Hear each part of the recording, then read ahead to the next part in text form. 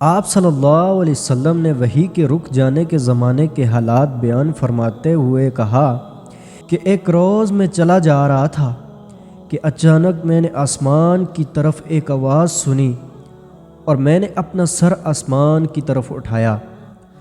کیا دیکھتا ہوں کہ وہی فرشتہ جو میرے پاس غار حرا میں آیا تھا وہ آسمان و زمین کے بیچ میں ایک کرسی پر بیٹھا ہوا ہے۔ میں اس سے ڈر گیا اور گھر آنے پر میں نے پھر کمبل اوڑھنے کی خواہش ظاہر کی۔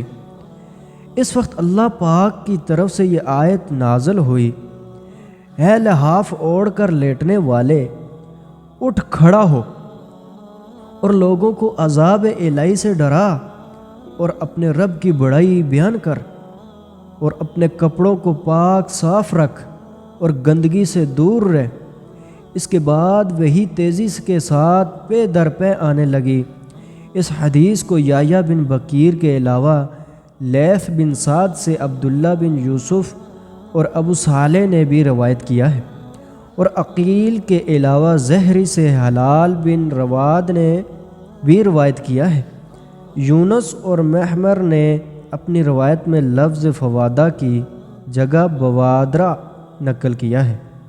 انہوں نے ابن عباس رضی اللہ تعالی عنہ سے کلام الہی لا تحرک الہ کی تفسیر کے سلسلے میں سنا کہ رسول اللہ صلی اللہ علیہ وسلم نزول قرآن کے وقت بہت سختی محسوس فرمایا کرتے تھے، اور اس کی علامتوں میں سے ایک یہ تھی کہ یاد کرنے کے لیے آپ اپنے اونٹوں کو ہلاتے تھے۔ ابن عباس رضی اللہ تعالی عنہ نے کہا، میں اپنے اونٹ ہلاتا ہوں جس طرح آپ ہلاتے تھے۔ سعید کہتے ہیں، میں بھی اپنے اونٹ ہلاتا ہوں جس طرح ابن عباس رضی اللہ تعالی عنہ کو میں نے ہلاتے دیکھا۔ پھر انہوں نے اپنے اونٹ ہلائے۔ حضرت ابن عباس رضی اللہ تعالی عنہ نے کہا، پھر یہ آیت اتری ہے، محمد قرآن کو جلد جلد یاد کرنے کے لیے اپنی زبان نہ ہلاؤ، اس کا جمع کر دینا اور پڑھا دینا ہمارا ذمہ ہے۔ حضرت ابن عباس رضی اللہ تعالی عنہ کہتے ہیں، یعنی قرآن آپ صلی اللہ علیہ وسلم کے دل میں جما دینا اور پڑھا دینا ہمارے ذمہ ہے۔ پھر جب ہم پڑھ چکیں تو اس پڑھے ہوئے کی اتباع کرو۔ ابن عباس رضی اللہ تعالی عنہ فرماتے ہیں، اس کا مطلب یہ ہے کہ آپ اس کو خاموشی کے ساتھ سنتے رہو، اس کے بعد مطلب سمجھا دینا ہمارے ذمہ ہے۔ پھر یقیناً یہ ہماری ذمہ داری ہے کہ آپ اس کو پڑھو، یعنی اس کو محفوظ کر سکو۔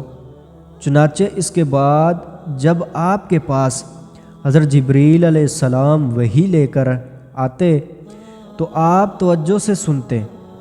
جب وہ چلے جاتے تو رسول اللہ صلی اللہ علیہ وسلم اس وحی کو اس طرح پڑھتے جس طرح حضرت جبریل علیہ السلام نے اسے پڑھا تھا۔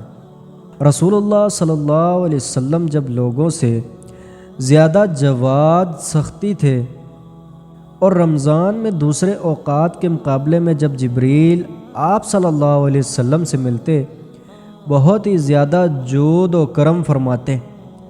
جبریل علیہ السلام رمضان کی ہر رات میں آپ صلی اللہ علیہ وسلم سے ملاقات کرتے اور آپ صلی اللہ علیہ وسلم کے ساتھ قرآن کا دورہ کرتے۔